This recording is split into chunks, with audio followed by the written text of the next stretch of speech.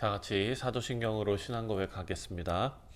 전능하사 천지를 만드신 하나님 아버지를 내가 믿사오며 그 외아들 우리 주 예수 그리스도를 믿사오니 이는 성령으로 잉태하사 동정녀 마리아에게 나시고 본디오 빌라도에게 고난을 받으사 십자가에 못 박혀 죽으시고 장사한 지 사흘 만에 죽은 자 가운데서 다시 살아나시며 하늘에 오르사 전능하신 하나님 우편에 앉아 계시다가 저리로서 산 자와 죽은 자를 심판하러 오시리라.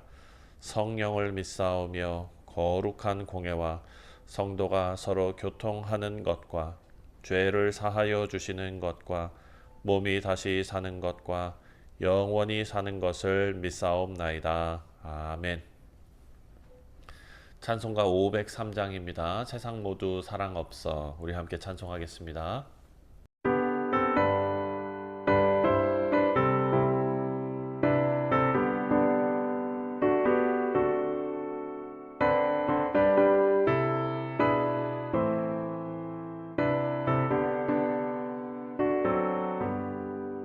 세상 모두 사랑 없어 냉랭함을 아느냐 곳곳마다 사랑 없어 탄식 소리뿐일세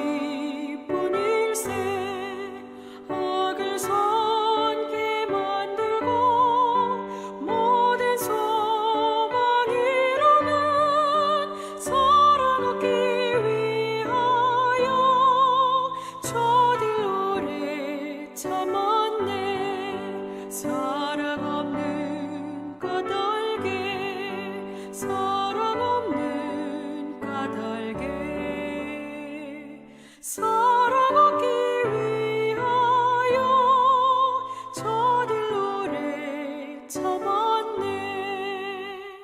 곳곳마다 번민함은 사랑 없는 연고요 지근하게 손을 펴고 사랑받기 원하네 어떤 이는 고통과 근심 걱정 많으니 사랑 없는 까닭에 저들 실망하도다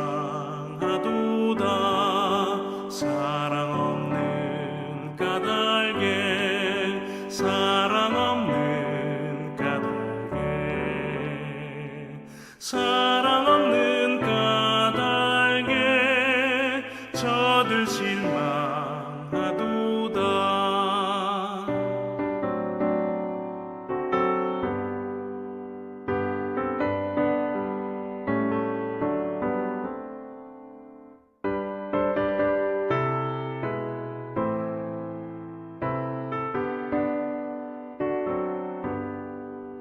어떤 사람은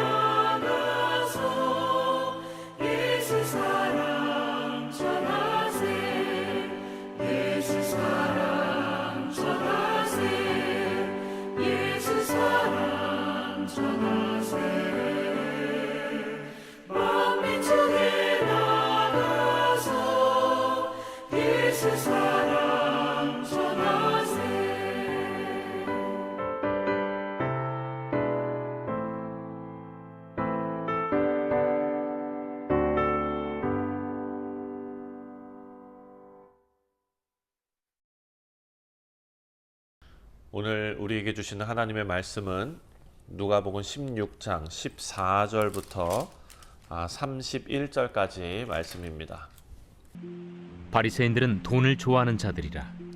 이 모든 것을 듣고 비웃거늘 예수께서 이르시되 너희는 사람 앞에서 스스로 옳다 하는 자들이나 너희 마음을 하나님께서 아시나니 사람 중에 높임을 받는 그것은 하나님 앞에 미움을 받는 것이니라.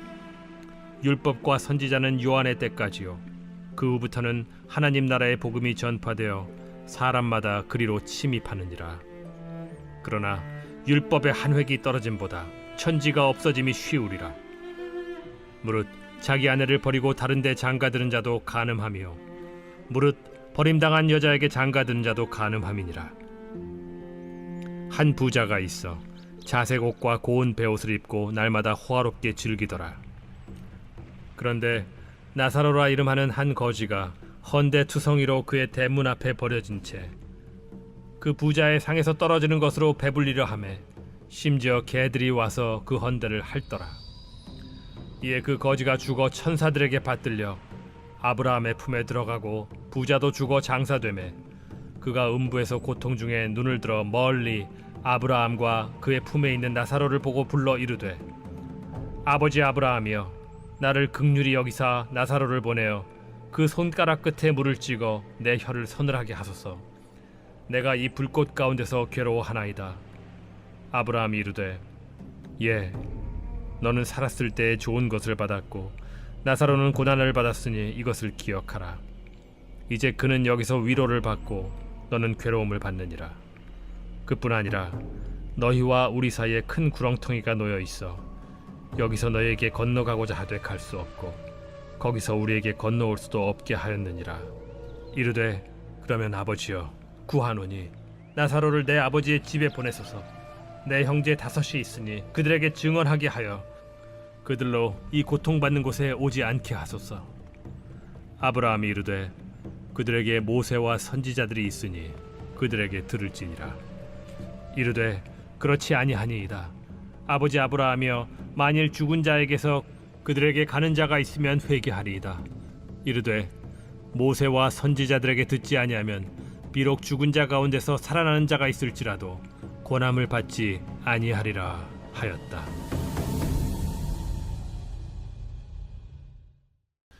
네, 할렐루야. 사랑하는 성도님들, 예수님께서 어제 우리가 묵상한 그 말씀을 보면 재물과 하나님을 같이 섬길 수 없다라고 말씀하셨습니다.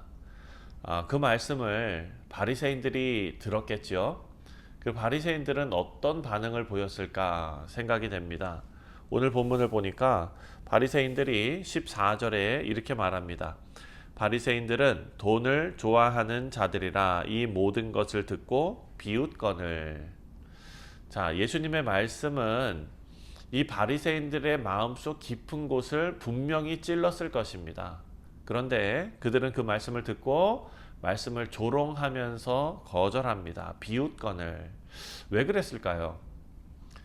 바리새인들은 겉으로는 율법을 사랑한다고 하지만 실제로는 세상의 재물과 명예 이런 것들을 더 사랑했기 때문이라 생각됩니다. 자, 예수님께서는 오늘 본문을 통해서 하나님 앞에서 무엇이 진정으로 가치 있는가, 그리고 지금 이 말씀들을 듣고 있는 우리 모두가 얼마나 심각한 선택의 기로에 서 있는가, 이것을 말씀을 통해 우리에게 가르쳐주고 계십니다. 먼저 14절부터 18절까지의 말씀을 보면은요, 하나님께서는 우리의 마음의 중심을 보신다라는 것을 말씀하고 계십니다. 바리새인들은 자신들이 하나님 앞에서 의롭다고 생각했지요. 왜냐하면 바리새인들이 제일 잘하는 것이 뭡니까? 바로 율법을 철저히 지키는 것 아닙니까? 그래서 겉으로는 율법을 철저히 지키고 있었기 때문에 하나님 앞에서 의롭다 스스로 생각한 것입니다. 하지만 예수님께서는 그들의 본심을 꿰뚫어 보셨습니다. 15절에 예수께서 이르시되 너희는 사람 앞에서 스스로 옳다 하는 자들이나 너희 마음을 하나님께서 아시나니 사람 중에 높임을 받는 그것은 하나님 앞에 미움을 받는 것이니라. 자, 사람 앞에서 경건한 척하는 것, 바리새인들이 제일 잘하는 것, 이것은 하나님 앞에서는 아무런 소용이 없다라는 것입니다. 왜냐하면 하나님께서는 마음의 중심을 보시기 때문이다. 예수님께서 이어서 율법에 대해서 말씀하십니다. 율법을 지킨다는 것은 이 바리새인들이 주장하는 것처럼 실제 삶이 얼마나 그 율법과 동떨어져 있는지 예수님께서 그것을 드러내십니다. 16절에 율법과 선지자는 요한의 때까지요. 그 후부터는 하나님의 나라의 복음이 전파되어 사람마다 그리로 침입하느니라. 자, 율법과 선지자는 요한의 때까지요. 그 후부터는 하나님의 나라의 복음이 전파된다라고 말씀하셨죠.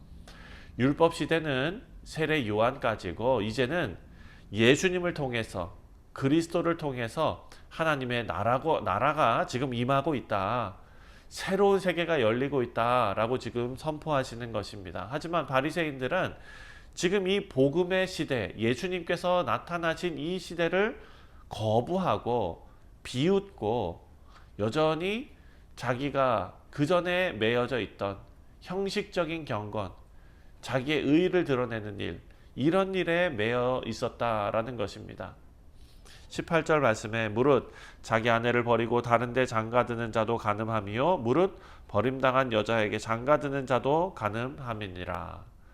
자, 이혼에 대해서 짧게 지금 덧붙이며 언급하시는데요. 이것은 바리새인들이 율법을 자의적으로 해석하면서 자기 마음대로 해석하면서 자신들의 욕망을 정당화하고 있었기 때문입니다. 이것이 바로 대표적인 사례로 예수님께서 드신 것입니다.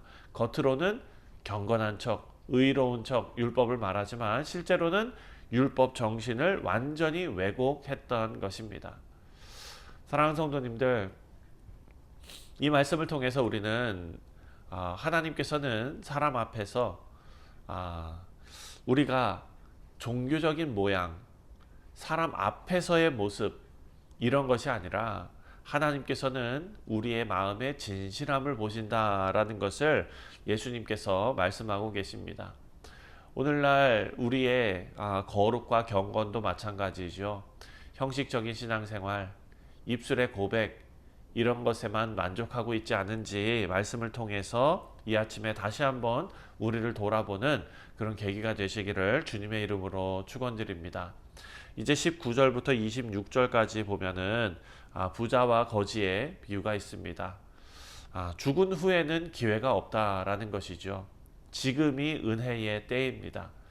예수님께서 부자와 나사로의 비유를 통해서 말씀하시는데요. 이것은 부자와 가난한 자에 대한 어떤 교훈이 아닙니다. 지금 이 땅에서의 삶이 영원의 운명을 결정짓는다라는 아주 어찌 보면은 심각한 그런 말씀이지요. 19절과 20절 말씀을 보면 한 부자가 있어서 자색 옷과 고운 베옷을 입고 날마다 호화롭게 즐기더라. 그런데 나사로라 이름하는 한 거지가 헌데 투성이로 그의 대문 앞에 버려진 채로 있다.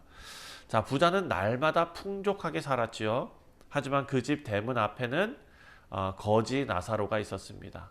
굶주리고 병들어 있었죠. 이 나사로는 부자의 부스러기라도 먹기를 원했지만 아무런 도움을 받지 못합니다. 그리고 죽습니다. 죽음 이후의 상황이 펼쳐지는데요. 그것은 완전히 뒤바뀐 상황이었습니다. 22절과 23절에 이에 그 거지가 죽어 천사들에게 받들려 아브라함의 품에 들어가고 부자도 죽어 장사되매 그가 음부에서 고통 중에 눈을 들어 멀리 아브라함과 그의 품에 있는 나사로를 보고 완전히 뒤바뀌었죠. 세상에서 자기가 축복받은 사람이라고 여겼습니다. 이 부자는 그렇게 생각했습니다. 죽은 후에는 고통 속에서 한 방울의 물조차 구하지 못하는 존재가 되어버렸습니다.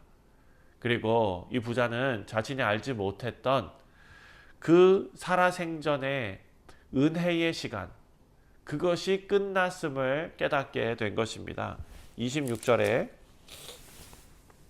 그뿐만 아니라 너희와 우리 사이에 큰 구렁텅이가 놓여 있어 여기서 너희에게 건너가고자 하되 갈 수가 없고 거기서 우리에게 건너올 수도 없게 하였느니라. 자, 죽음 이후에는 회개해 봤자 도움받을 수 있는 기회도 없다라는 것이죠. 은혜의 문은 살아있는 동안에만 열려 있다라는 것입니다. 사랑하는 성도님들, 우리는 고린도후서 말씀에 나오는 것처럼 하나님의 은혜의 때에 우리가 살고 있습니다. 하지만 이것은 영원하지 않습니다. 우리의 구원받은 자로서 회개도 마찬가지입니다. 내일은 기회가 없을 수도 있다라는 것을 우리는 늘 생각하며 살아야 합니다. 왜냐하면 죽음은 생각보다 너무나 가까이 와 있기 때문입니다. 자, 마지막으로 27절부터 마지막 31절까지의 말씀을 보면 표적에 대해서 말씀하고 있습니다. 자, 이 부자는 자신의 고통을 깨닫고 이렇게 말합니다. 28절에 내 형제 다섯이 있으니 그들에게 증언하게 하여 그들로 이 고통받는 곳에 오지 않게 하소서, 이렇게 말합니다. 나사로가 죽은 자 가운데서 다시 살아나서 특별한 표적을 보이면 자신의 형제들이 회개할 것이다, 이렇게 생각한 것입니다. 하지만 대답이 이렇습니다. 29절에 아브라함이 이르되 그들에게 모세와 선지자들이 있으니 그들에게 들을지니라. 자, 모세와 선지자들, 이것이 뭡니까? 여러분, 선지자들은 무엇을 말합니까? 자신의 생각이 아니라 하나님의 말씀을 말합니다. 그래서 이 말씀은 하나님의 말씀이 이미 주어졌다라는 것이죠. 하나님의 말씀은 구원에 이르기에 충분한 말씀이다라는 것입니다. 31절 이르되 모세와 선지자들에게 듣지 아니하면 비록 죽은 자 가운데서 살아나는 자가 있을지라도 권함을 받지 아니하리라 하였다 하시니라. 맞는 말씀이죠. 예수님의 부활 이후에도 그것을 다 본 자들이, 유대인들이 예수님을 믿지 않을 것을 암시하는 그런 말씀입니다. 사랑하는 성도님들, 사람들이 회개하지 않는 것은 표적이 부족해서가 아니라, 기적이 부족해서가 아니라 마음이 닫혀 있기 때문이다 라는 것을 말씀합니다. 자, 오늘날도 많은 사람들이 하나님께서 나를 더 특별하게 만져주신다면, 더 강한 체험을 주신다면, 어떤 놀라운 기적을 주신다면, 막 정말 소름이 돋을 정도의 어떤 그런 감동을 주신다면, 사랑하는 성도님들, 그것이 다가 아니라는 것이죠. 참된 믿음은 하나님의 말씀을 들을 때 생긴다라는 것을 우리는 알고 있습니다. 말씀을 듣고도 돌이키지 않는다면 그런 감정적인 어떤 혹은 어떤 신기한 기적, 이런 것들이 아무런 의미가 없다라는 것입니다. 하나님의 말씀은 살아있고 충분합니다. 여러분, 그것을 믿으시기 바랍니다. 지금 이 말씀을 우리가 듣고 있다면 그것은 하나님의 초청입니다. 그리고 하나님의 경고일 수도 있습니다. 우리 사랑하는 성도님들, 우리는 오늘 본문 말씀을 통해서 하나님의 그 일하심을 우리가 살펴보았습니다. 첫 번째로 하나님은 중심을 보신다라는 것이죠. 외식하는 자, 겉만 번지르르 신앙생활하는 자는 하나님 앞에 설 수 없다라는 것을 우리가 살폈습니다. 두 번째로 지금이 은혜의 때이다. 죽은 후에는 아무리 후회해도 소용없다라는 것이죠. 지금 이 시간이 은혜의 때이고 회개의 시간이다. 또한 마지막으로 하나님의 말씀 하나로 충분하다라는 것이죠. 지금 우리가 그 말씀에 반응해야 한다라는 것을 말씀을 통해서 깨닫게 됩니다. 사랑하는 성도님들, 우리가 이 말씀이 우리 안에 그냥 머물기만 한다면, 그냥 귀로만 들려지게 된다면 우리는 바리새인들과 비교해서 더 나을 것이 없습니다. 바리새인들처럼 비웃을 수도 있고 부자처럼 후회할 수도 있습니다. 하지만 오늘 묵상한 이 말씀이 우리를 꿰뚫고 성령의 역사로, 말씀의 역사로 우리가 돌이킬 수 있는 회개로 이끈다면 우리는 나사로처럼 하나님 품에 안기는 자가 될 것입니다. 우리 사랑하는 성도님들, 오늘 이 아침에 우리가 묵상한 이 말씀을 잘 기억하시고 마음에 담으시고 하루 종일 하나님께 속한 자가 누리는 풍성한 복을 누리는 우리 모두 되시기를 주님의 이름으로 축원드립니다. 기도하겠습니다. 하나님 아버지 감사합니다. 우리에게 하나님의 말씀이 충분히 전해졌고 또한 그 말씀 하나로 충분함을 우리가 다시 한번 고백합니다. 아버지여, 더 큰 기적을 바라고 더 큰 이적을 사모하는 것이 아니라 주어진 하나님의 말씀을 사랑하고 사모하며 그 말씀이 우리에게 생명의 양식이 될 수 있도록 아버지, 오늘 하루도 하나님 말씀과 동행하는 우리 모두 되게 하여 주옵소서. 감사드리오며 예수님의 이름으로 간절히 기도하옵나이다. 아멘. 하늘에 계신 우리 아버지여, 이름이 거룩히 여김을 받으시오며 나라가 임하시오며 뜻이 하늘에서 이루어진 것 같이 땅에서도 이루어지이다. 오늘 우리에게 일용할 양식을 주시옵고 우리가 우리에게 죄 지은 자를 사하여 준 것 같이 우리 죄를 사하여 주시옵고 우리를 시험에 들게 하지 마시옵고 다만 악에서 구하시옵소서. 나라와 권세와 영광이 아버지께 영원히 있사옵나이다. 아멘. 네, 사랑하는 성도님들, 금요일은 우리가 나라와 민족을 위해서 기도하는 날입니다. 우리 두고온조국 대한민국 지금 많이 어려운 상황 가운데 있습니다. 하나님께서 다시 한번 회복시키시고 또 그 나라를 향한 하나님의 뜻, 또한 복된 성도들의 그 간절한 기도를 하나님께서 기다리시는 줄 믿습니다. 우리가 두고 온 조국 대한민국을 위해서 기도하고 또 우리가 살고 있는 이 미국 땅을 위해서도 함께 기도하도록 하겠습니다. 다 같이 기도합니다.